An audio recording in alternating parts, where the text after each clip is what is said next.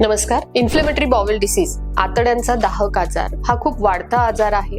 याच्याबद्दल अजून अवेअरनेस फारसा तितका झालेला नाही. या आजाराबद्दल आपण थोडंसं जाणून घेऊया. आयबीडी म्हणजे काय, तर आयबीडी मध्ये एक स्पेक्ट्रम ऑफ डिसीज आहे, जो की एक ऑटो इम्युन डिसीज आहे. म्हणजे की जसं की अस्थमा असतो, संधिवात असतो, तशा प्रकारामध्ये हा एक आजार मोडतो, ज्याच्यामध्ये तुमचं जे मोठं आतडं आहे किंवा कधी कधी छोटं आतड्याला वेगवेगळे अल्सर्स होतात आणि त्याच्यामुळे वेगवेगळी लक्षणं दिसायला लागतात, जसं की पोटात दुखणं, क्रॉनिक डायरिया, म्हणजे वारंवार शौचास जावं लागतं. परंतु हे जे जुलाब असतात हे खूप काळ चालतात, अधूनमधून थोडेसे बरे होतात, परत जुलाब होतात.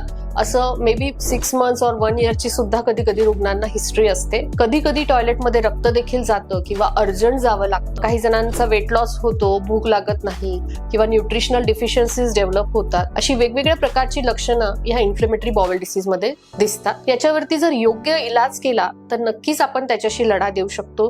त्याचं योग्य ते निदान होणं गरजेचं आहे. तर अशा वेळेस नक्कीच तुमच्या गॅस्ट्रोएंटरोलॉजिस्टचा सल्ला घ्यायला हवा. अशी कुठलीही लक्षणं असेल तर त्वरित तुमच्या गॅस्ट्रोएंटरोलॉजिस्टशी संपर्क साधा. थँक्यू.